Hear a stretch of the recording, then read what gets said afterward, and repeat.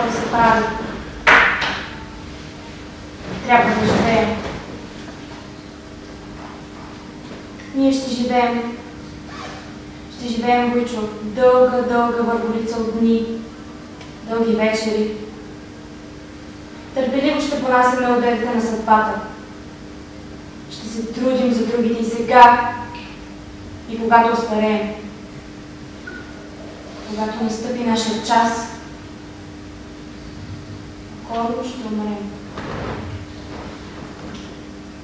И там, зад гроба, ще кажем, че сме плакали, че сме страдали, че ни е било горчиво.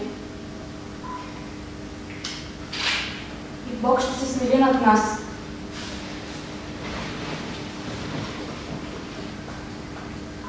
И тогава, Войчо, мили Войчо, ще познаем живот светъл, прекрасен, невероятен. Ще се зарадваме и ще погледнем с усмивка над сегашните си страдания. И ще си починем. Аз вярвам, Войчо. Вярвам страстно, горещо ще си починем. Ще си починем.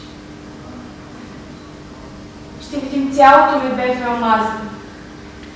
Ще видим как цялото земно зло и всичките ми страдания потъват в милосърдие, изпълнено от целия свят.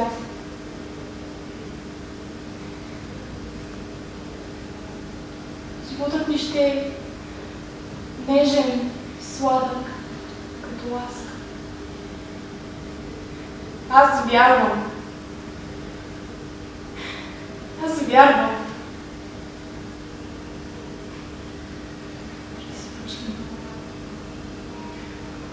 Милият ми Войчо, Ваня, ти плачеш. Ти никога не си познал щастието, но очакай, Войчо, очакай. Ще се случи. Ще се случи. Галерия търси млади таланти.